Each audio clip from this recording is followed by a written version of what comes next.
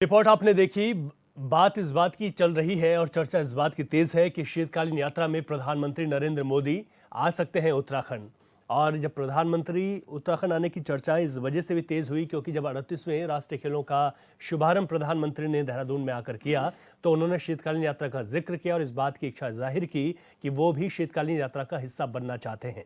ऐसे में ये प्रस्तावित दौरा माना जा रहा है कि 5 फरवरी को प्रधानमंत्री नरेंद्र मोदी उत्तराखंड में आ सकते हैं। ये भी कहा जा रहा है, जो सूत्र बताते हैं कि वो इस बार गंगोत्री के शीतकालीन प्रवास मुखबा या फिर यमुनोत्री के शीतकालीन प्रवास खरसाली में आ सकते हैं, वहां पर रात्रि प्रवास कर सकते हैं। लेकिन प्रधानमंत्री जब उत्तराखंड आते हैं तो ऐसे में यहां पर मौजूदा सरकार भारतीय जनता पार्टी ये कहती है कि प्रधानमंत्री के दौरे के बाद उत्तराखंड को बहुत फायदा होता है, लाभ मिलता है और वो जब यहाँ पर आते हैं तो कोई बड़ी न बड़ी घोषणाएं उत्तराखंड के लिए करते हैं और जो भी राज्य सरकार उनसे उम्मीदें या डिमांड रखती है उसको पूरा करके भी जाते हैं। इससे पहले भी 38वें राष्ट्रीय खेलों में जब मिनी सचिवालय में प्रधानमंत्री नरेंद्र मोदी थे तो उस वक्त भी कई डिमांड रखी गई, जिस पर हम कई बार चर्चा भी कर चुके हैं, चाहे वो एलिवेटेड रोडों से जुड़ी हुई हो, रिंग रोड से जुड़ी हुई हो या फिर पर्यटन के लिहाज से कैसे उत्तराखंड को और ज़्यादा सुदृढ़ किया जा सकता है। तो ये महत्वपूर्ण है। प्रस्तावित दौरा है 5 फरवरी का, पीएम यहां पर आएंगे। दूसरी तरफ विपक्ष के कुछ सवाल है। विपक्ष ने कहा कि प्रधानमंत्री आते हैं चले जाते हैं लेकिन उत्तराखंड को मिलता कुछ भी नहीं। ऐसे में प्रधानमंत्री के उन दौरों का भी जिक्र करेंगे जो अभी तक वो उत्तराखंड में आए और वहां पर उनके आने के बाद तस्वीरें क्या बदली, ये महत्वपूर्ण हो जाता है। साथ ही विपक्ष के जो सवाल हैं उन सवालों को भी जानेंगे कि आखिर उनको ऐसा क्यों लगता है कि प्रधानमंत्री उत्तराखंड आते हैं और उत्तराखंड से चले जाते हैं लेकिन मिलता कुछ नहीं। साथ ही ये जानने की कोशिश भी करेंगे आज की इस चर्चा में कि एक तरफ भारतीय जनता पार्टी ये कहती है कि प्रधानमंत्री का उत्तराखंड आना यहाँ के लिए जो यहाँ के निर्माण कार्य हैं, यहाँ पर जो तमाम परियोजनाएं हैं उनको वो गति देने का काम करते हैं और बहुत सारी जो डिमांड राज्य सरकार की केंद्र से होती हैं उन डिमांड्स को भी पूरा करते हैं। इसके अलावा अगर बात करें तो प्रधानमंत्री नरेंद्र मोदी ने भी 38वें राष्ट्रीय खेलों के शुभारंभ में ये कहा कि उनका उत्तराखंड दूसरा घर है, जो एक प्रधानमंत्री का एक बहुत बड़े बयान के तौर पर देखा जा सकता है। कोई प्रधानमंत्री ये कहते हैं कि ये दूसरा घर है उनका उत्तराखंड, तो ऐसे में भारतीय जनता पार्टी के इस बात को और बल मिल जाता है कि प्रधानमंत्री का उत्तराखंड से विशेष लगाव है। तो आज इसी बात को लेकर चर्चा करेंगे। प्रधानमंत्री का प्रस्तावित दौरा है, प्रधानमंत्री के यहाँ आने से उत्तराखंड में क्या बदलेगा और अभी तक जो इतने दौरे हुए उससे क्या बदला, क्या उत्तराखंड को मिला, भारतीय जनता पार्टी जिन बातों का जिक्र करती है उनमें कितनी हकीकत है और विपक्ष के सवालों में कितना दम है। तो आपको बता दें कि इससे पहले भी प्रधानमंत्री नरेंद्र मोदी उत्तराखंड कई दफ़ा आए हैं। जब वो पहली बार प्रधानमंत्री बने थे तो उस बार केदारनाथ की अगर बात करें तो वहाँ पर 4 बार वो आए केदारनाथ में, और केदारनाथ में वो आते रहते हैं। इस वक्त भारतीय जनता पार्टी इस बात का जिक्र करती है कि केदारनाथ में जिस तरीके से पुनर्निर्माण के कार्य चल रहे हैं उनकी वो समीक्षा भी करते हैं, वीडियो कॉन्फ्रेंसिंग के माध्यम से फीडबैक भी लेते हैं।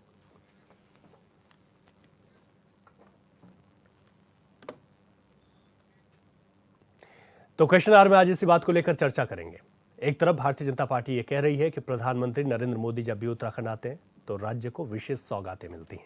विपक्ष के कुछ सवाल हैं कि प्रधानमंत्री आते हैं चले जाते हैं, मिला कुछ नहीं, और क्या मिला ये भी जो है मौजूदा सरकार बताए। इस वक्त हमारे तमाम मेहमान हमारे साथ जुड़ गए। भारतीय जनता पार्टी के प्रवक्ता अनूप पंत जी हमारे साथ हैं, स्टूडियो मौजूद है। पंत जी बहुत स्वागत है आपका। हमारे साथ कांग्रेस से वरिष्ठ नेता आशीष सैनी जी वर्चुअल जुड़े हुए हैं।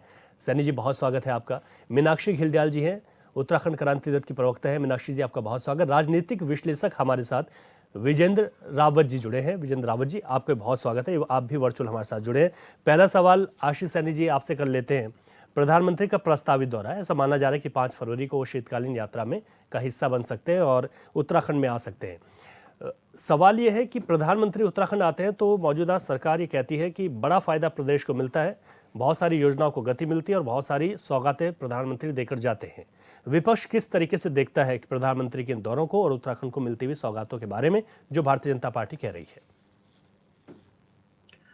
देखिए, प्रधानमंत्री यदि उत्तराखंड आ रहे हैं तो निश्चित रूप से एक राज्य के नागरिक होने के नाते और विपक्षी दल होने के नाते कांग्रेस पार्टी हमेशा उनका स्वागत करना ही चाहेगी और निश्चित रूप से ये भी अपेक्षा करेगी कि जब प्रधानमंत्री का दौरा होता है तो इसका मतलब भारत की सरकार आपके राज्य में आई है। तो बहुत सी लंबित योजनाएं और बहुत सी प्रस्तावित योजनाएं जो राज्य सरकार द्वारा की जाएगी उनके लिए वो धन आवंटन भी करेंगे और कुछ तो कुछ नया उत्तराखंड को देकर जाएंगे। हालांकि अभी तक पिछले 11 साल से वो प्रधानमंत्री है, तो जब भी उत्तराखंड आए हैं तो केवल अभी कोई विशेष अभी तक कोई ऐसा आज तक तो कोई ऐसा काम नहीं कहा है उन्होंने, या जो उत्तराखंड में मील का पत्थर साबित हो। भ्रष्टाचार को लेकर प्रधानमंत्री अक्सर बात करते हैं, लेकिन जब उत्तराखंड को उन्होंने प्रयोगशाला के रूप में बनाया हुआ है, तो यहाँ तो उनके मंत्री भ्रष्टाचार में लिप्त हैं। पर्यटन और तीर्थाटन को लेकर जिस प्रकार की खोखली घोषणाएं सरकार करती है, वह उसी पर मुलम्मा लगाने का काम वो करते हैं। वो अपनी पीठ भी थपथपाते हैं, प्लस अपनी सरकार की पीठ भी थपथपाते हैं उस झूठ पर जो झूठ सरकार उनके सामने परोसती है। इंफ्रास्ट्रक्चर डेवलपमेंट को लेकर जो केंद्रीय जो मंत्रालय द्वारा कार्य किया गया है, वो परिवहन सड़क परिवहन मंत्रालय द्वारा राष्ट्रीय राजमार्ग के विस्तार को लेकर किया गया है। इसके अलावा तो कोई ऐसा काम केदारनाथ में 90% काम उनके आने से पहले ही पूरे हो चुके थे। उसके बाद मंदिरों के डेवलपमेंट के लिए या किसी काम के लिए उन्होंने कोई विशेष घोषणाएं अभी तक नहीं करी है। और अभी तक भी एक कोशिश की गई थी जिसमें देवस्थानम बोर्ड को बनाने की बात की गई थी, जिसका तीर्थ पुरोहितों ने जमकर विरोध किया। उसके बाद तमाम तीर्थ स्थलों का उपयोग, मैं निश्चित रूप से ये आरोप लगा रहा हूँ इस सरकार पर कि तीर्थ स्थलों का उपयोग अपने चुनाव प्रचार के लिए कर रहे हैं। 5 फरवरी को दिल्ली में मतदान होना है, तो उस दिन सारा दिन टीवी पे छाए रहने के लिए उन्होंने एक इवेंट चुना, जिसमें उत्तराखंड के अंदर वो जो हम शीतकालीन धार्मिक यात्राओं को शुरू कर रहे हैं या चल रही है सरकार के नियंत्रण में, तो उस पे उसका केवल दुरुपयोग करने की नीयत है। यानी सरकार की और प्रधानमंत्री की नीयत बिल्कुल साफ नहीं है, और उत्तराखंड के हाथ प्रधानमंत्री के दौरों पर पहले भी खाली रहे और आगे भी खाली ही रहेंगे। हमें इनसे कोई उम्मीद है नहीं, लेकिन आएंगे तो निश्चित रूप से उनका स्वागत है। ठीक है अनुपम जी, विपक्ष कह रहा है हमें तो कोई ज्यादा उम्मीद नहीं है। अभी तक क्या हुआ जब प्रधानमंत्री यहाँ आए, बता दीजिए क्या क्या हुआ, और साथ ही उम्मीद नहीं है, विपक्ष ये भी कह रहा है। विपक्ष को उम्मीद ना ही रहे तभी तो विपक्ष होगा। जहाँ तक की बात है कि जब भी प्रधानमंत्री यहाँ आते हैं, देखिए सबसे पहली बात तो ये है प्रधानमंत्री यहाँ पे एडमिनिस्ट्रेटिव टीम के हेड भी हैं, साथ ही साथ वे पॉलिटिकल हेड भी हैं, है ना। अब इससे अभिप्राय ये होता है कि जब भी यहाँ पे कोई भी बड़ा फंक्शन होता है, यानी जब हम एडमिनिस्ट्रेटिव फंक्शन की बात करते हैं या जब हम पॉलिटिकल फंक्शन की बात करते हैं, या अगर आपको याद होगा तो जो इससे पहले एक समिट हुआ था जिसमें सारे बिजनेस यूनिट्स आए थे, तो 400 करोड़ का जो इन्वेस्टमेंट जब हुआ था तो प्रधानमंत्री यहाँ पर थे।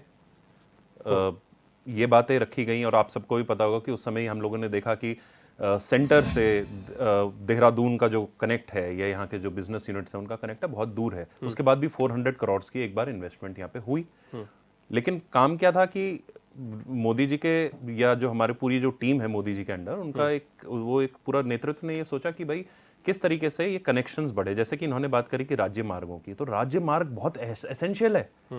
अब जो रोड बनाई गई है यहाँ से दिल्ली के लिए, वो आप 3.5-4 घंटे में बोल रहा हूँ कि जो कि आप अपनी हम जैसे लोग जो जाएंगे, हम लोग भी पहुंच जाते हैं। अभी मैं कुछ टाइम पहले एक बाइक टूर लेके गया था वहाँ पे, अपना टूर लेके गया था, तो मैं it was around 3 hours that मैं ग्रेटर नोएडा वेस्ट पहुंच गया था।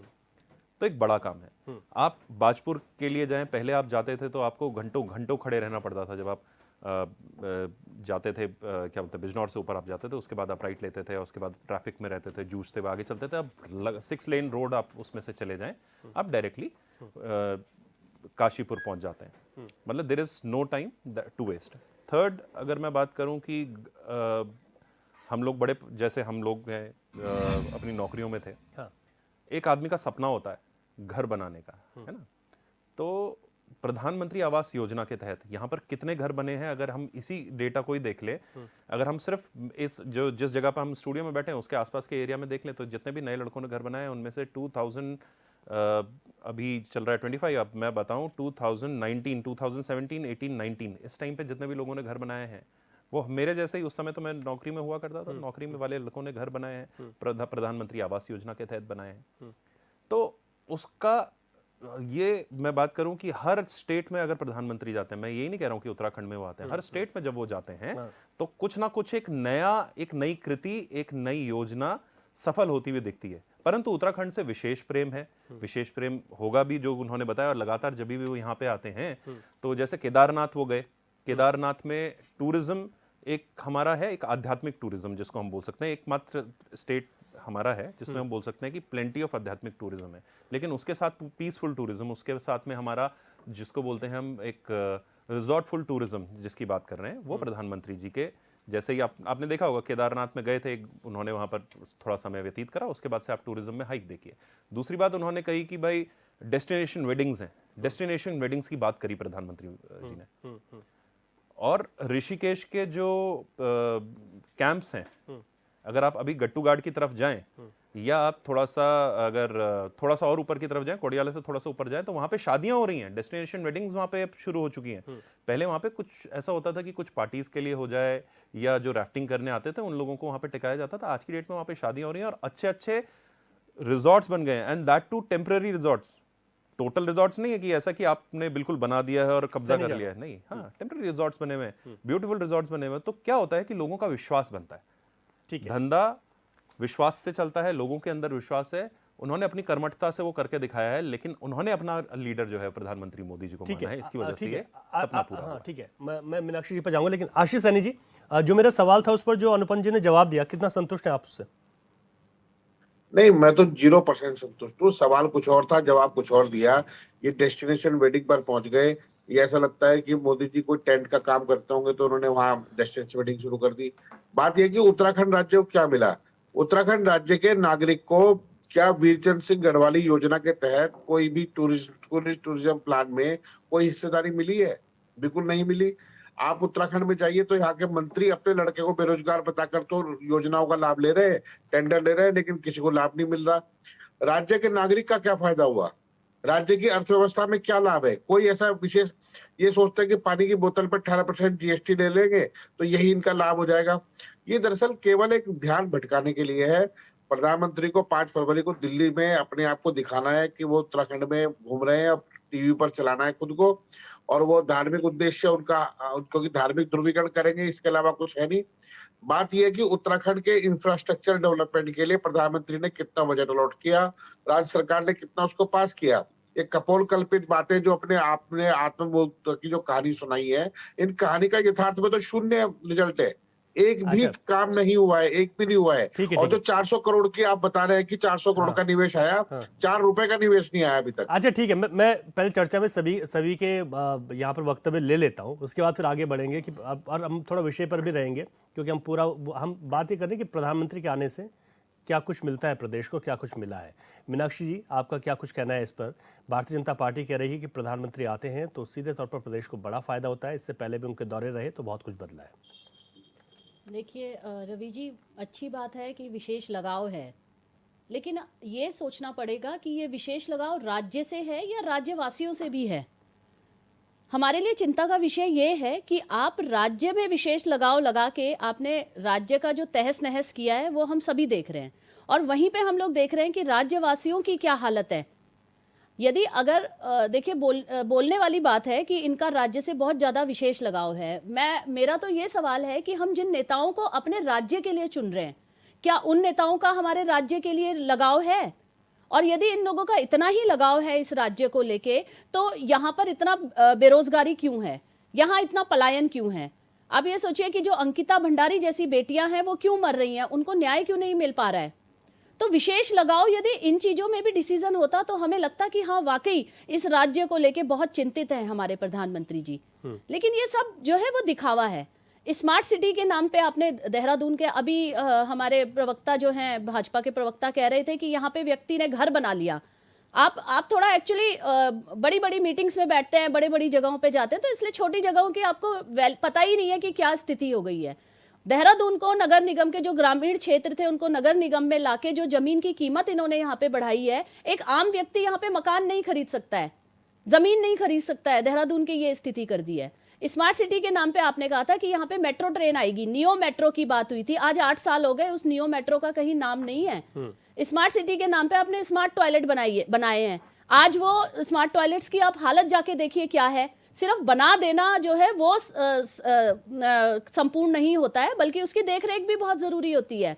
इस राज्य में आज अभी ट्रैफिक की बात हो रही थी कि हम बाजपुर से जाते थे तो बहुत हम ट्रैफिक में अटके रहते थे, आज उससे ज्यादा टाइम आपको देहरादून में लग जाएगा ट्रैफिक में, उससे ज्यादा समय आपको देहरादून में अटक जाए। ठीक है, अच्छा फिर मैं विषय पर आता हूँ। प्रधानमंत्री नरेंद्र मोदी कई दफा उत्तराखंड, पहले ही कार्यकाल में अपने 4 बार आए वो केदारनाथ में, इससे कितना फायदा हुआ? क्योंकि भारतीय जनता पार्टी कहती है कि इससे बहुत फायदा हुआ, आप लोगों को क्यों लगता है कि फायदा नहीं हुआ? देखिए, मैं तो, आप छोड़ दीजिए प्रधानमंत्री जी को, मैं कह रही हूँ कि प्रधानमंत्री जी यहाँ पे आए, अगर हमें फायदा ही हुआ होता तो आप ये देखिए ना, उत्तर प्रदेश के पास हमारी परिसंपत्तियां उधार पड़ी हुई हैं, परिसंपत्तियां हमारी उत्तर प्रदेश के पास हैं, आप उनसे हमारी परिसंपत्तियां वापस करवा दीजिए। हम कहेंगे आप डबल क्या ट्रिपल, आपके पास 5 इंजन है, आप हमारा भू कानून और मूल निवास यहाँ के लोग मांग रहे हैं, नागरिक, क्योंकि इससे उनको फायदा होगा।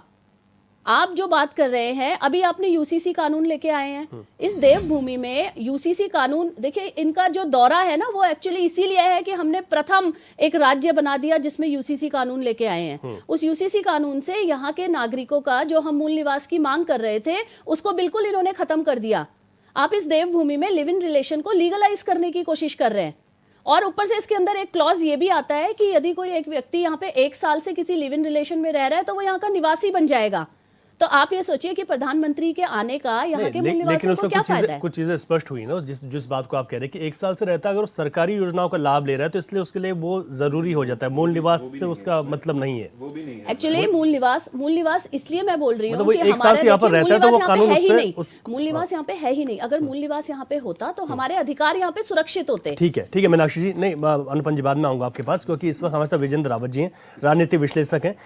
रावत जी, जिस तरीके से प्रधानमंत्री के दौरे को लेकर भारतीय जनता पार्टी ये कहती है कि प्रधानमंत्री का विशेष लगाव है, प्रधानमंत्री खुद कहते हैं मेरा दूसरा घर उत्तराखंड है, अभी हाल ही में कहा 28 तारीख को, कितना फायदा होता है किसी प्रदेश को प्रधानमंत्री के इस के कहने से कि विशेष लगाव है, या ये कहने से कि मेरा दूसरा घर है, या फिर जब वो यहाँ पर आते हैं तो कितना बदलाव वाकई में है?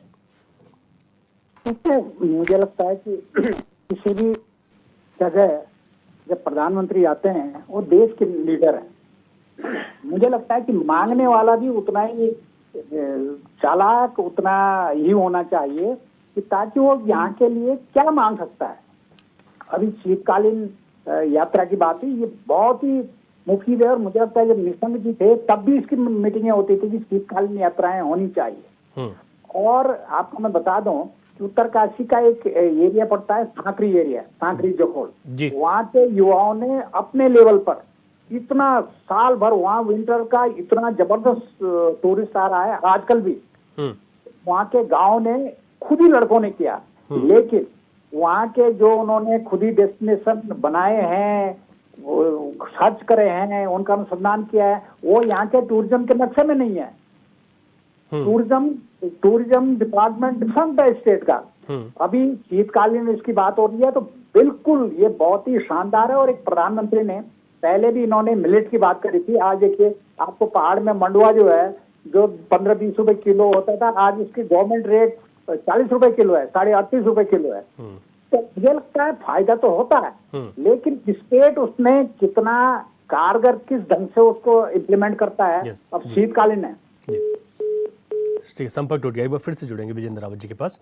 अनुपम जी, आप जवाब दे रहे थे, हालांकि हमारा मुद्दा यूसीसी का नहीं है, लेकिन आप देना चाहे तो शॉर्ट में दे सकते हैं उस चीज पे। शॉर्ट में दे देता हूं, मैं चारों चीजों को दे देता हूं। स्मार्ट सिटी पे इन्होंने बोला कि स्मार्ट सिटी की वजह से कॉस्ट बढ़ गई, तो वो स्मार्ट सिटी की जिनकी कॉस्ट बढ़ी उनमें हमारे घर भी है भाई, हमारे लोगों के घर भी हैं, ठीक है। यहाँ पे सभी जगह के पूरे पहाड़ के लोगों हैं, उनके घर हैं, और जब भी नगर निगम भी बनता है तो भी कॉस्ट बढ़ती है, तो उनकी भी कॉस्ट बढ़ेगी। बात आ जाते हैं, इन्होंने करी कि यूसीसी में इन्होंने मुझे ये धारा बता दें, कौन सी धारा ऐसी है जिसमें कि ये हो गया हो कि इससे मूल निवास का जो अधिकार है वो खत्म हो जाएगा, या जो ये बोल रहे हैं कि जो उसमें निवासी शब्द लिखा है ना, धारा 6 और 7 में निवासी लिखा है ना, तो उसमें क्या है कि निवासी का तात्पर्य यह है कि ये लोग जिनके उसने कराया। तो वो क्या होता है कि जब भी हम कोई कानून पढ़ते हैं तो उस कानून का जो रिफ्लेक्शन होता है कि ये कानून में ये लोग भी इसके अंतर्गत आ जाते हैं, परंतु ये दूसरे कानून जो कि उसका डिफाइन करता है कि यहाँ का निवासी कौन होगा, उसको चेंज नहीं करता है। हमेशा जब भी कोर्ट में भी जब भी ये बातें जाती हैं तो उसमें होता है कि फॉर दिस पर्टिकुलर लॉ निवासी का मतलब ये है। जहां तक कि आप बात कर रहे हैं लिव इन रिलेशनशिप की, लिव इन रिलेशनशिप को उसने लीगलाइज नहीं किया है। लिव इन रिलेशनशिप को मानते हुए कि अगर इसके तहत अगर कोई भी ऐसी सिनेरियोज हो जाते हैं जिसमें बच्चा हो जाता है या फिर समझ लीजिए, रजिस्टर करने की बात नहीं है मैम, बिल्कुल है ना, मैं वही बता रहा हूँ कि अब जब लिव इन रिलेशनशिप जो है, लिव इन रिलेशनशिप को उन्होंने ये नहीं बोला है कि बहुत सही हो जाएगा, लेकिन रजिस्टर क्यों होगा, रजिस्टर क्यों होगा, रजिस्टर करिए, बिल्कुल रजिस्टर कर रहे हैं, बिल्कुल चाहे इसमें आप ये नहीं कह रहे हैं, देखिए आपके घरों के अंदर नहीं, अब आप समझिए सब, अब आप देखिए बच्चा पैदा हो जाता है फिर वही बात, मैडम जो 16 संस्कार होंगे आप अपने 16 संस्कार इस कानून के तहत में खत्म कर देंगे क्या? इसी संस्कार खत्म कर, आप तो नहीं कर रहे, आपके घर के अंदर जाके कोई भी किसी भी कानून अच्छा ठीक है, इस बात को होता है राइट्स देने के लिए मैडम, मुझे लगता है राइट्स किसके मिल रही है? मैं वही तो बोल रहे हैं कि अगर आप करेंगे उसमें ये भी लिखा हुआ है कि आप अपने, आप ये भी बोलेंगे कि आप उसमें ये भी लिखा हुआ है कि आप अपने माँ बापों की उसमें परमिशन लेंगे, अगर आपके माँ बाप परमिशन नहीं देते हैं तो उसमें एक चीज और भी है, आप माँ बापों की परमिशन लेंगे, नहीं मैं एक चीज और बता देता हूँ, कानून मैं एक चीज और बता देता हूँ, माँ बापों की परमिशन नहीं लेंगे, उसमें सिर्फ इन्फॉर्मेशन देंगे, अगर परमिशन नहीं है तो भी आप रिलेशनशिप में अगर परमिशन नहीं भी मिलती, लेकिन रजिस्टर तो परमिशन नहीं भी मिलती तब भी आपको सर्टिफिकेट मिल जाएगा। और अच्छा एक बताइए, अच्छा ठीक है, उत्तराखंड ठीक है, अच्छा यूसीसी पर हम बात कर चुके हैं, ठीक है एक मिनट, लड़का छोड़ के चला, अभी मैं आपको बताता हूँ, 1 तारीख को एक केस लगा हुआ है जिसमें अच्छा ठीक है, चलिए अच्छा ठीक है, अच्छा प्लीज आप दोनों लोगों से रिक्वेस्ट है, मेरी दोनों लोगों से रिक्वेस्ट है, अपने मुद्दे पर रहेंगे, अच्छा एक मुद्दे पर रहेंगे अपने मुद्दे, यहाँ पर एक छोटे से ब्रेक का वक्त है, उसके बाद वापस रजिस्टर होगा, कानून ये भी बताएगा कि लिमिट क्या है और कानून ये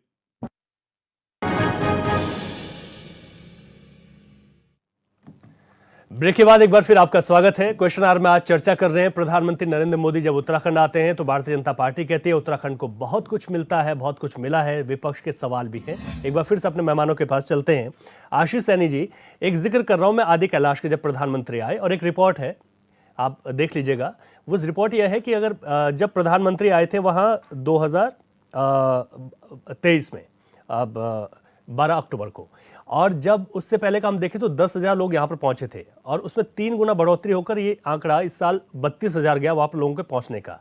इस रिपोर्ट में भारतीय जनता पार्टी ये कहती है कि इसका सीधा सीधा असर प्रधानमंत्री के वहां आना और विश्व पटल पर आदि कैलाश को पहचान मिलना है। हालांकि आदि कैलाश की पहचान पहले से ही विश्व पटल पर थी, लेकिन वहां पर तमाम चीजों को डेवलप किया गया और एक आह्वान किया गया था जो लोगों ने सुनी।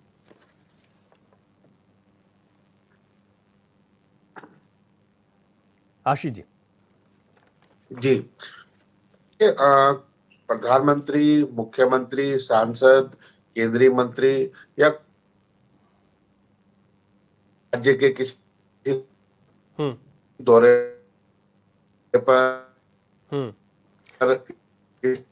अच्छा ठीक है, आपसे संपर्क, हाँ, धार्मिक, आपकी आवाज प्रॉपर नहीं पहुंच पा रही है, ठीक है, आपकी आवाज प्रॉपर नहीं पहुंच पा रही है, दोबारा आपसे जुड़ेंगे। ठीक है, मैं एक बार फिर से विजेंद्र रावत जी के पास जा रहा हूँ। विजेंद्र रावत जी, जिस तरीके से आपने कहा कि प्रधानमंत्री आते हैं निश्चित तौर पर प्रदेश को फायदा होता है, और जब भारतीय जनता पार्टी बात करती है आदि कैलाश, ओम पर्वत की, या फिर अगर हम बात करें तो जिस तरीके से केदारनाथ में गुफा थी, रुद्र मेडिटेशन केव का जिसे नाम दिया गया था, तो इन चीज़ों का फायदा कितना हुआ प्रदेश को?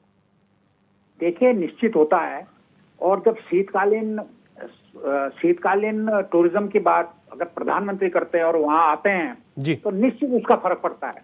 लेकिन जो सबसे ढीला काम है वो स्टेट गवर्नमेंट का। स्टेट गवर्नमेंट की ड्यूटी होती है कि उसको पूरी तत्परता से शुरू करें।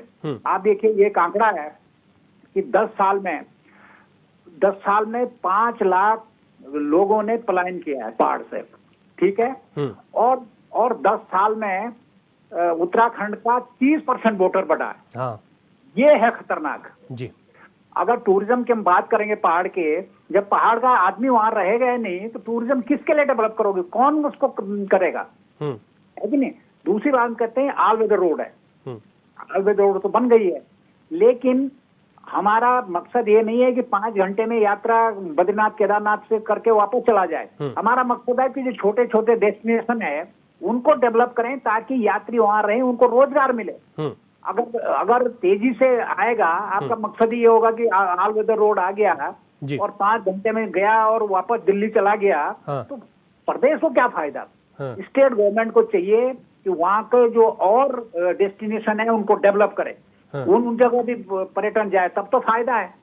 नहीं तो ये राष्ट्रीय एक योजना है ऑल वेदर रोड, ये तो नुकसानदायक है फिर हमारे लिए। हमारे तो जो छोटे छोटे होटल हैं जो इस समय जहाँ टूरिस्ट रहता है वो तो बंद हो जाएंगे, है ना। तो ये स्टेट गवर्नमेंट की जिम्मेदारी है। आपने देखा होगा योगी योजना चली थी 4 साल पहले, 13 स्टेट 13 डेस्टिनेशन, उनका डेवलपमेंट की बात है, उनका क्या हाल है। जी जी जी। तो मुझे लगता है कि प्रधानमंत्री का आना उसका एक प्रधानमंत्री का एक ऑरा होता है, एक जब वो चाहे मिलेट की बात होगी, जब मिलेट आए जिसको श्री अन्न कहते हैं, जी, तब जी, से जी। उसके रेट बढ़ गए हैं। गांव में आप लोग खरीदार गांव में पहुंचने लग गए हैं। तो मुझे लगता है कि प्रधानमंत्री का निश्चित है, लेकिन साथ साथ जिम्मेदारी स्टेट गवर्नमेंट की भी है कि वो उसको कैसे किस तेजी से बढ़ाए।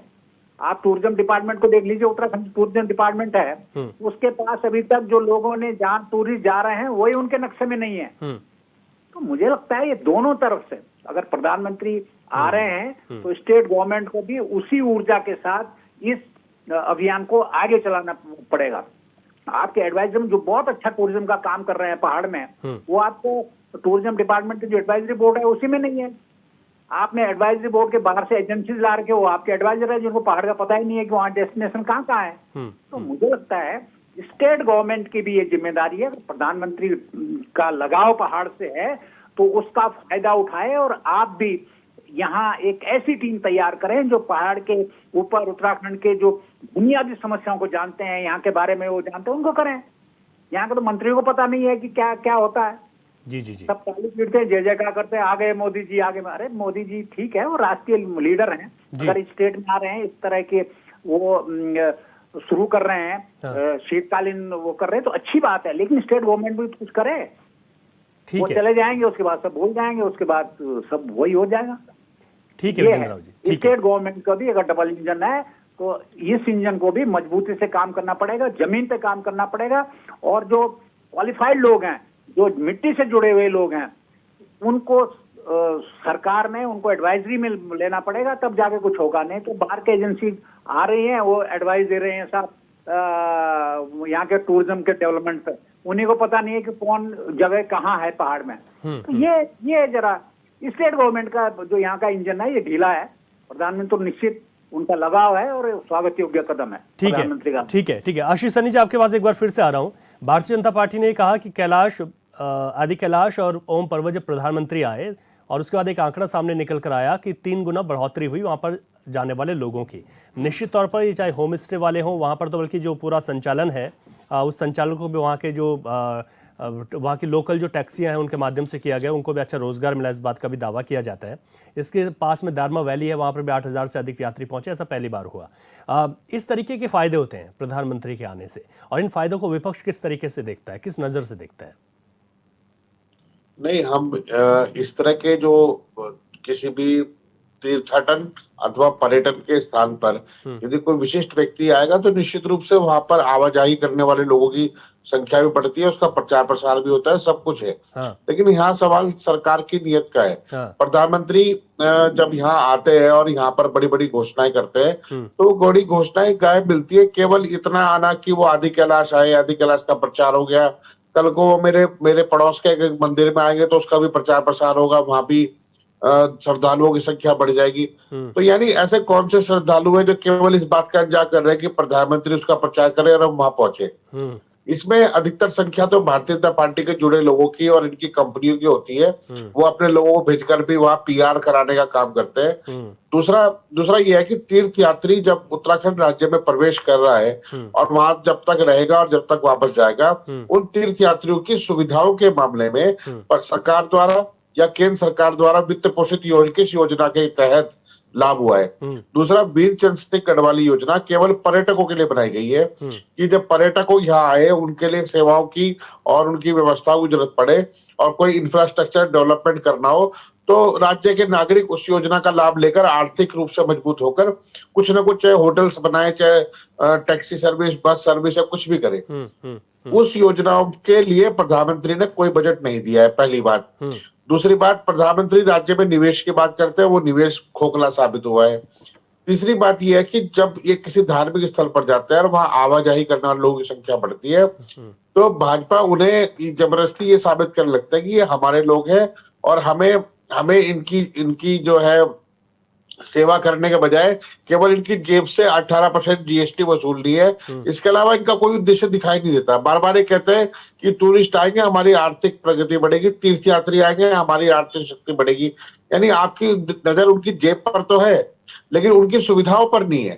तो ये समस्या सबसे बड़ी है कि राज्य की सरकार और केंद्र सरकार दोनों मिलकर नागरिकों की सुविधाओं के बजाय उनसे वसूली करने में ज्यादा उनका ध्यान है। अब तो ठीक है, इसलिए हमें थोड़ा कष्ट होता हाँ, है। उसी सुविधा पर जब आप सवाल उठाते हैं तो फिर सरकार ये कहती है कि ऑल वेदर रोड का हम निर्माण कर रहे हैं, ऋषिकेश कर्णप्रयाग रेल लाइन को बिछा रहे हैं, आज सुरंगें बन रही हैं, अब रोपवे का निर्माण कार्य किया जाना है, कई रोपवे प्रस्तावित हैं, अब यात्रा को सुगम और आसान बनाया जा रहा है। अभी टिहरी झील की अगर बात करें तो जौलीग्रांट से भी एक नई सड़क प्रस्तावित है, जो कि जिसमें 17 टनल होंगी और सीधा आप टिहरी झील पहुंच जाएंगे। तो ये डेवलपमेंट आप लोग देखिए, ये डेवलपमेंट हिंदुस्तान के इतिहास में पहली बार नहीं हो रहा है। हाँ, जिस दिन से हिंदुस्तान बना है तब से लगातार प्रगति की ओर है, और ये लोग नहीं होंगे तब भी प्रगति की ओर होगा। तो इसमें कोई इनका विशेष योगदान नहीं है। उत्तराखंड की जनता बहुत मोटा टैक्स देती है कि, और उस वजह से ये सड़कें बन रही हैं। ये तो हमारे हक का पैसा है जिसका उपयोग ये लोग कर रहे हैं। हाँ, और निश्चित रूप से करें, कोई दिक्कत नहीं है। हाँ। और लेकिन ये विकास कार्य निरंतर होंगे, प्रधानमंत्री आए या ना आए। ठीक है। बात यह है कि प्रधानमंत्री के आने का क्या फायदा हो रहा है। ये ऑल वेदर रोड तो तब भी बनती जब ये प्रधानमंत्री ना होता है। कि तो एक टेक्नोलॉजी है जो भारत में आई है, इसका उपयोग कहीं ना कहीं होगा। ऋषिकेश कर्णप्रयाग रेलवे लाइन का प्रस्ताव 1995 में चला गया था, और तब से लगातार सर्वे का काम और हर चीज का काम हो रहा है। तो जाके, यानी माँ का पेट होगा तभी तो बच्चा होगा ना। अभी लोग तो बच्चा पैदा होने पर ही खुशी मनाते हैं, ये भूल जाते हैं कि उसको 9 महीने तक अब किस माँ ने पाला है। दरअसल बात ये है ना, तो ये इस तरह क्योंकि की योजना बात तो आप भी करना लाए और थे, सोचना, उस ये योजना लॉजिक का से नाम था बाहर की है। 4 धाम मार्ग सुधारीकरण योजना। लेकिन अब शुरू करने वाली भारतीय जनता पार्टी है, तो अब श्रेय तो उन्हें देना ही पड़ेगा। आप लोग नहीं, ये श्रेय देना योजना गलत तो है। लाए थे आप। ये आप श्रेय ऋषिकेश देना कर्णप्रयाग गलत वाली है। योजना भी आप ही श्रेय लाए थे, नाम लूटने अलग के था। लिए अगर प्रधानमंत्री देवभूमि आ रहे हैं तो निश्चित रूप से अपनी यात्रा को भी कलंकित करने का काम कर रहे हैं। अच्छा ठीक, एक सेकंड अनुपम जी, आऊंगा आपके बाद। मीनाक्षी घिल्डियाल जी, अब जो बात कर रहा है विपक्ष की, अगर हम बात करें कांग्रेस की, तो उनका ये कहना है कि ठीक है प्रधानमंत्री आ रहे हैं, लेकिन लोगों की जेब पर सिर्फ डाका डालने पर नजर है भाजपा की, और लोगों के लिए सुविधाओं के नाम पर कुछ नहीं है। देखिए, सबसे पहले तो मैं उस सड़क वाली बात पे आना चाहूँगी कि हम लोग बहुत सड़क की बहुत बातें करते हैं कि सड़क हमने इतनी इतनी किलोमीटर बना दी हैं। तो उस सड़क का भी मैं घपला आपको बता दूं कि जब भी सड़क प्रस्तावित होती है, उस सड़क के आसपास की ज़मीन आप देख लीजिए कि किसने खरीदी है। उसके आसपास की सारी ज़मीनें पहले ही बिक चुकी होती हैं। और जो दूसरी बात आप कर रहे थे, क्या बात अभी आप पूछ रहे थे? मैंने ये कहा कि उन्होंने कहा कि ठीक है, आप यात्री को तो लाना चाहते हैं, लेकिन उनकी सुविधाओं के नाम पर उनके लिए कुछ नहीं है। बिल्कुल। तो आप वो देखिए कि यहाँ पे हम लोग यात्रियों को तो बुला लेते हैं। अभी हमने देखा कि पिछली बार भी इन्होंने मतलब अभी लास्ट गर्मियों से पहले की गर्मियों की हम बात करें तो हमारे पास आया था कि 2 अरब का हमें इनकम हुआ है और बहुत यात्री यहाँ पे आए थे। तो हमें पता था, अनुमानित था कि इस वर्ष भी इस तरह से यात्री आएंगे। और लेकिन उन यात्रियों को बुला तो लिया गया, लेकिन अव्यवस्थाएं हम लोगों ने देखी कि यहाँ रजिस्ट्रेशन का भी, ये बाद में जब यात्री पहुंच चुके हैं, जाम लग चुका है, उसके बाद ये रजिस्ट्रेशन का काम शुरू कर रहे हैं और बाकी चीजें कर रहे हैं। तो मतलब इनके पास यात्रियों को बुलाने के लिए, प्रचार करने के लिए तो है, लेकिन उनकी सुविधाओं का ख्याल रखने के लिए इनकी कोई जिम्मेदारी नहीं बनती है। अभी आप देखेंगे कुंभ में क्या हाल हुआ है। तो हर एक जगह की एक कैरिंग कैपेसिटी होती है। और पहाड़ों की अगर हम बात करें तो पहाड़ों की कैरिंग कैपेसिटी इतनी ज्यादा नहीं है जितना कि हम यहाँ पे इनवाइट लोगों को कर रहे हैं। इन चीजों का हमें ध्यान रखना पड़ेगा, क्योंकि पर्यावरण के मामले में भी मुझे लगता है सरकारों को ही जिम्मेदार होना पड़ेगा। अगर सरकारें ही पर्यावरण को बिल्कुल सेकंड हैंड पे रखेंगी तो मतलब आज स्थिति आप देख लीजिए ना कि देहरादून में हम महसूस कर सकते हैं कि हमारा यहाँ पे जो पर्यावरण है कितना खराब हो चुका है। तो इन चीजों का भी ख्याल रखें। और दूसरी चीज ये है कि हाँ, ये बात तो सही है कि आप जनता को तो बुला रहे हैं और धार्मिक पर्यटन पे आप डिफरेंशिएट नहीं कर पा रहे हैं। धार्मिक पर्यटन और नॉर्मल पर्यटन को आपने इक्विवेलेंट कर दिया है। आप ये बताइए कि उत्तराखंड के अंदर सिर्फ अंग्रेजों के जमाने के हिल स्टेशन डेवलप्ड हैं, उनके अलावा इन्होंने कौन से हिल स्टेशन डेवलप किए? अब लोगों का क्या है कि सड़कें बन चुकी हैं, तो लोग जैसे 2-3 दिन की भी छुट्टी पड़ रही है तो वो यात्रा पे निकल के चले आ रहे हैं। और आप धार्मिक पर्यटन को, जो हम कह रहे हैं कि पर्यटन से डिफरेंशिएट करना पड़ेगा, आप देखिए धार्मिक जो रोड है उस पे आपको हर 5 किलोमीटर पे शराब की दुकान मिल जाएगी, चिकन की दुकान मिल जाएगी। जबकि हमारा जो केदारनाथ है वो एक बहुत बड़ा आस्था का केंद्र है। लोग यहाँ पर बहुत बड़ी आस्था रखते हैं, और यदि रास्ते में इस तरह से शराब और चिकन की दुकानें मिलेंगी तो आप सोचिए कि उस आस्था को कितनी ठेस पहुंचेगी। ठीक है। अब अनुपम जी, आशीष सैनी जी का सवाल कि सुविधाओं के को लेकर था, और मैं पहले मीनाक्षी जी का भी सवाल आपके नहीं, सामने मैं ठीक है, क्योंकि ना क्या हो रहा है कि ये पहली चीज तो इन्होंने ये मान ली कि चलो बहुत अच्छी बात है, आशीष सैनी जी ने भी मान ली कि भाई मुख्यमंत्री प्रधानमंत्री आएंगे। नहीं, वो तो मानते मुख्य ही हैं। आएंगे, कांग्रेस हाँ, कहती सब आई मान है, रहे हैं। लेकिन अब मैं ये बोल देता हूँ कि क्या क्या चीजें चेंज हुई। जैसे इन्होंने बोला कि कुछ भी नहीं है भैया, योगा प्रधानमंत्री जी योगा के बारे में बोलते हैं तो योगा डे मनाया जाता है, ऋषिकेश पूरा फुल रहता है जिस टाइम पे योगा डे होता है। केदारनाथ में जैसा आपने स्वयं बताया, केदारनाथ में क्या हुआ, केदारनाथ में प्रधानमंत्री जी गए, उसके बाद में वहां पे एक बहुत बड़ा एक तरह से बोल सकते हैं पब्लिक का अवलांच आ गया। अब क्या है, ये तो अच्छी बात है, ये तो जहां पे लोग कम आ रहे थे वहां पे लोग ज्यादा। एक मिनट, मैं अपनी बात मैं अपनी बात पूरी कर लूं, फिर आप मैं अपनी बात पूरी कर लूं। आप तो टॉपिक पे ही नहीं बोल रहे, तो मैं टॉपिक पे तो कम से कम बोल लूं, नहीं तो टॉपिक ही खत्म हो जाएगा। टॉपिक में ये है कि प्रधानमंत्री के आने से क्या क्या हुआ, उस विषय में भी बात कर लेंगे। आप जब भी बुलाए उस विषय में भी बात कर लेंगे मैडम, उस विषय में भी बात कर लेंगे, उस विषय में भी बात कर लेंगे। जी जी, नहीं ठीक है, उसी से जुड़ी हुई मैम पहले टॉपिक ठीक है, इस समय उससे जुड़ी हुई बात हो रही है। थोड़ा सा पंजी, समझ ठीक लेना है, चाहिए पंजी। कि क्या होती है। पूरी केदारनाथ में आए तो केदारनाथ में पब्लिक का ज्यादा हुआ, लोगों का आना। अब आ जाता हूं मैं एडमिनिस्ट्रेशन में। एडमिनिस्ट्रेटिव में जैसे कि इन्होंने मान लिया दिल्ली देहरादून की रोड तो बनी है ना, अलग किस्म से बनी है, फास्ट बनी है, इससे पहले तो नहीं थी, इससे पहले भी तो सरकारें थी, सोई हुई रही, उसके विषय में तो किसी ने कुछ बोला नहीं। ऑल वेदर रोड केवल बद्रीनाथ तक नहीं ले जाती, यहां से श्रीनगर भी ले जाती है, श्रीनगर से पौड़ी की तरफ भी ले जाती है। मतलब आप यहां से देवप्रयाग पहुंच जा रहे हैं ऋषिकेश से होते हुए 2-2.5 घंटे में, तो क्या वो एक नया कीर्तिमान नहीं है? और इससे पहले भी तो जैसे आपने बताया कि कांग्रेस के समय भी ये बात रही, कांग्रेस के समय में रही कि हम बद्रीनाथ और केदारनाथ की तरफ में ज्यादा बेटर कंडीशंस अप्रोच रोड्स बनाएंगे, कुछ भी नहीं हुआ, वो सब ढक के तीन बात करते हैं टूरिज्म की। अगर फिर से वापस आते हैं टूरिज्म में और आध्यात्मिक टूरिज्म से थोड़ा सा हटके आ जाएंगे, तो लोली झील का भी तो सपना दिखाया गया था कांग्रेस के जमाने में, ठीक है। शराब के बारे में बात करते हैं कि डेनिस वाला प्रकरण क्या था, डेनिस शराब का। परंतु अब हम लोगों ने क्या किया, आप अगर जैसे कि राजनीतिक विश्लेषक जो हैं हमारे विजेंद्र रावत जी, उन्होंने बोला है कि उत्तरकाशी की तरफ अगर हम जाएं, जहां से बोल रहे हैं मोरी की तरफ अगर हम जाएं सांकरी की तरफ, तो सही बात है, वहां पे लोगों ने बहुत अच्छा डेवलपमेंट किया है। और उस समय में जब बीजेपी की सरकार भी थी, तो उस समय में देवजानी वाला जो एक सांकरी की तरफ से केदारकंठा की तरफ रास्ता जाता था, सॉरी मैं माफ करना, उससे थोड़ा सा पहले से जाता था, परंतु फिर उसके बाद से जरमोला धार के नीचे से नदी के तहत विलेज टूरिज्म के तहत में एक वहां पे डेवलपमेंट हुआ। उसके बाद हनौल में डेवलपमेंट हुआ। उसके बाद में धनारी जो उत्तरकाशी में है, जब हम बटर फेस्टिवल की बात करते हैं, तो इससे पहले तो नहीं हुआ था ना वो फेस्टिवल की तरह से, और उसमें यह भी देखा गया कि बटर फेस्टिवल को थोड़ा सा नीचे की तरफ में मनाया गया था। और वहीं धनारी पट्टी जो है, धनारी पट्टी में भी बटर फेस्टिवल तो पहले से होता है। फेस्टिवल को इतने बड़े स्केल में कब हुआ? बड़े स्केल पे आप कह रहे हैं, ठीक भाई टूरिज्म के लिए तो बड़े स्केल में हुआ था ना, यहाँ से कितने सारे लोग भर के गए थे। और एक और बात मैं बताऊं कि एक जगह तो हुआ ही हुआ, उसके साथ धनारी पट्टी में भी हुआ। सनी जा रहा हूं। अच्छा, तो क्या होता है कि दिस इज कॉल्ड मार्केटिंग। अब एक और अहम बात क्या होता है सर, जीएसटी की बात कर रहे हैं ना, जैसे ये बोल रहे थे कि कितनी हम अर्निंग करते हैं, कि हम कितना सारा टैक्स देते हैं। हमको ये भी पता होना चाहिए कि जीएसटी जो है, जब हम जीएसटी कलेक्शन की बात करते हैं, तो उत्तराखंड में जीएसटी कलेक्शन सबसे कम होता है, क्योंकि यहाँ पे एक्सपेंडिचर्स उतने नहीं है, तो हर बार सेंटर से हम लोगों को रिबेट मिलती है। हम बात कर रहे हैं जोशियाना की, हम बात कर रहे हैं हेलंग की। विजेंद्र रावत जी का सवाल ये था, विजेंद्र रावत जी बता ये रहे थे कि जहां पर जो लोकल लोग हैं, लोकल वहां के युवा हैं, उन्होंने कई जगह ऐसी वहां पर पूर्णतः आप समझ, देखिए तो उनका ये कहना था कि जो सरकार है, सरकार की नजर वहां नहीं गई, लेकिन लोगों ने वहां पर उस चीज को डेवलप किया और टूरिस्ट वहां पहुंच गया। और हर सरकार को इसमें लेके जाते हैं। विजेंद्र रावत जी ने जो बात करी बिल्कुल सही बात करी है, और इसमें और भी आगे डेवलपमेंट्स होने चाहिए, और डेवलपमेंट्स नहीं, रख रखाव भी होने चाहिए। तो उसके क्या होता है कि हम डेवलपमेंट्स भी करते हैं और कहीं ना कहीं पे उन चीजों को, उन नए आयामों को भी तलाशते हैं। जैसे कि आपने प्रधानमंत्री मोदी जी की सबसे पहली अगर आप बात सुनी होगी, उन्होंने बोला था कि मैं सरकारी रूप में नहीं बिजनेसेस बनाता हूं, बिजनेसेस आप लोग करिए, मैं एडमिनिस्ट्रेशन की तरफ में ध्यान दूंगा। और हल्के हल्के कहीं ना कहीं हम लोगों को स्टेट की तरफ से भी इसके ऊपर ध्यान रखना है, और ना ही स्टेट गवर्नमेंट को, हम जैसे कार्यकर्ताओं को भी उसके ऊपर ध्यान रखना है। तो जरूर इस बात को मैं एज अ नोट करके ले जाऊंगा यहाँ से, और इसके ऊपर आगे आपको आशीष सनी जी देखिए, बार बार भाजपा प्रवक्ता का विभिन्न स्थानों को लेकर ये कहना कि पहले तो वहां कुछ था ही नहीं और हम लोग आए तो सब कुछ कर गए, ये इनके दिमाग में इस तरह का एक फ्रेम करके डाल दिया गया है, और इसके अलावा इनको कुछ दिख नहीं रहा है। हम बार बार जो सवाल कर रहे हैं वो दूसरे हैं और जवाब दूसरे हैं। पहले दिल्ली से देहरादून जाते थे, भले ही 7 घंटे लगते थे, लेकिन केवल पेट्रोल और डीजल का खर्चा होता था। आज 2.5 रुपए किलोमीटर टोल टैक्स देना पड़ता है, उसकी बात कभी नहीं करेंगे। और वो टोल टैक्स लगातार बढ़ रहा है।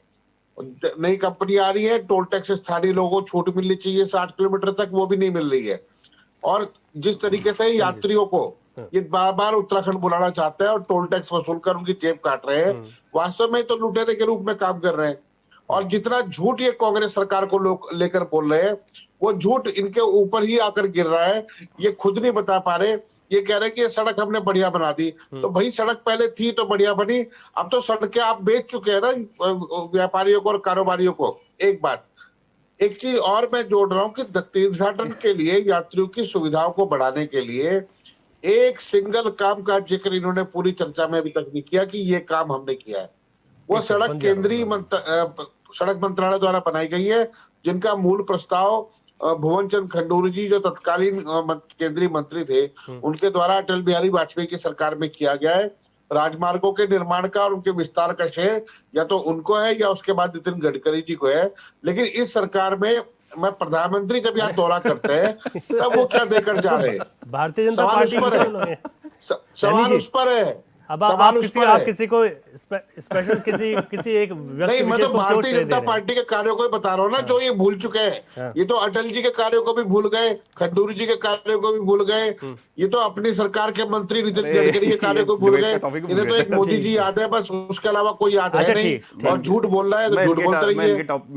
ठीक है सर। अनुपम जी, फाइनल कमेंट आपका शॉर्ट में दीजिएगा। एक्चुअली क्या है ना, कांग्रेस कभी भी डेटा ओरिएंटेड तो रही नहीं है। सिर्फ इन्होंने अभी तक जितनी पूरी डिबेट में इन्होंने बात करी, इन्होंने हवाई फायर करी है कि ये नहीं हुआ, हम लोग बात नहीं कर रहे। मैंने आपको पूरा डेटा के हिसाब से बता दिया, मैंने आपको बता दिया हमने क्या रोडें बनाई, हमने इनको ये भी बता दिया डबल सरकार, डबल इंजन हम बोली इसलिए रहे हैं डबल इंजन की भाई सेंटर भी और स्टेट दोनों तरफ से काम करती है। आपसे ना लर्ली डील बनाई गई, आपसे ना शराब रोकी गई, हम लोगों ने व्यवस्था कर दी, योगा डे के ऊपर भी हमने व्यवस्था कर दी, आध्यात्मिक टेयर की। और अभी ये जो चुनाव हुए थे इस वाले में, जो हमारे चुनाव हुए थे इस वाले में भी तो आप बोल रहे थे कि पूरा देहरादून जो है इस टाइम पे आपके हाथ से चला जाएगा। देहरादून में तो हम लोग वापस आगे पूरी जो कैपिटल स्टेट है, कैपिटल जहां से कैपिटल आता है पूरा उत्तराखंड में अब और मैं आपको बता देता हूं ना सर, क्या होता है पब्लिक आपको रिजेक्ट कर रही है, पब्लिक आपको इन्हीं झूठों की वजह से रिजेक्ट कर रही है। पब्लिक आपको इसलिए रिजेक्ट कर रही है क्योंकि आपके जो नेता है उन लोगों के ठेके खुले हुए थे। आपको इसलिए रिजेक्ट कर दिया कि आप लोगों के जो नेता है उन लोगों की सड़कें बनाने के लिए आपने ठेकेदार अपने घरों में बैठा दिए थे और एक भी सड़क आती जो है वो आप लोगों ने भारतीय जनता पार्टी को तो ठीक है, उनको वोट मिल रहे। आशीष सैनी जी एक सीट नहीं ला पाए आप नगर निगम में, एक सीट नहीं ला पाए। डराकर वोट ले रहे हैं, पुलिस खड़ी नहीं रवि जी सुनिए, डराकर वोट ले रहे हैं, पुलिस खड़ी करके वोट ले रहे हैं, सवाल बनता है संविधान की धज्जियां उड़ाकर वोट ले रहे हैं। एक मिनट, मीनाक्षी खिल्लाल जी फाइनल कमेंट आपका आज की चर्चा में। देखिए, प्रधानमंत्री जी का लगाव है और मैं चाहती हूँ कि उस लगाव का जो है हमारे यहाँ के मूल निवासियों को फायदा मिले। और यहाँ के जो हमारे नेता हैं, आखिर कब तक मोदी जी के नाम पर आप मोदी जी के नाम पर वोट लेते हैं, मोदी जी के नाम पर यहाँ काम करते हैं, मोदी जी के नाम पे प्रचार करते हैं। तो आप ये सोचिए ना कि हम वोट तो आप लोगों को दे रहे हैं, यहाँ की जनता जो है आपको प्रतिनिधि बना रही है यहाँ पे, आप अपने नाम पे कब यहाँ पे काम करेंगे? क्योंकि मोदी जी तो 4 दिन आते हैं उसके बाद चले जाते हैं और जो काम जिसकी एक्सपेक्टेशन जनता को होती है वो एक काम यहाँ पे होता नहीं है। तो मुझे लगता है कि अब लाइबिलिटी जो है यहाँ के नेताओं को लेनी पड़ेगी और यहाँ के नेताओं को बोलना पड़ेगा कि यहाँ पे ये काम होंगे। ठीक है, विजेंद्र रावत जी, क्योंकि केंद्र में भारतीय जनता पार्टी की सरकार, प्रदेश में भी, तो निश्चित तौर पर जो भी डिमांड होंगी वो पूरी होना और या फिर उनको बहुत सरलता से वो मिल जाती हैं, लेकिन स्टेट गवर्नमेंट को कितना ख्याल रखना चाहिए साथ में? देखिए, मैं एक बात कहना चाहता हूँ, बीजेपी के शायद 5 जी युवा भी हैं और मुझे ठीक ठाक बोल रहे हैं जी। एक मैं 2 बार मुख्यमंत्री जी से मेरी मुलाकात हुई जी, और हमने कहा कि आप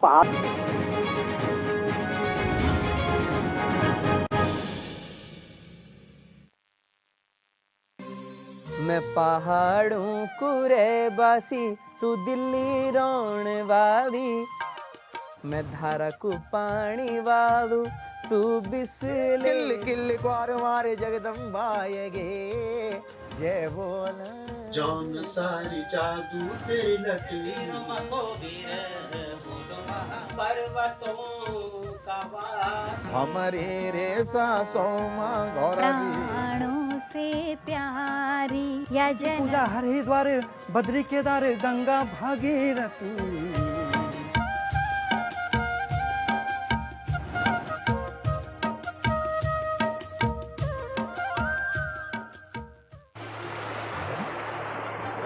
गंगा सी पवित्रता उत्तराखंड के कण कण में है।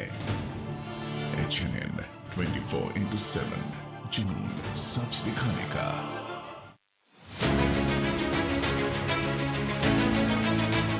राज्य का गठन हुआ था उससे पहले आप नींव में शामिल थे, तब से लेकर अब तक का एक राज्य आंदोलनकारी का सफर आपका कैसा रहा? लोग उसे अपने को माइनॉरिटी वाले माइनॉरिटी नहीं समझते, हम लोग भी उन्हें माइनॉरिटी नहीं समझते, हम लोग भी भारतीय नागरिक के रूप में उनका स्वीकारते हैं। अक्सर जो कैदी हैं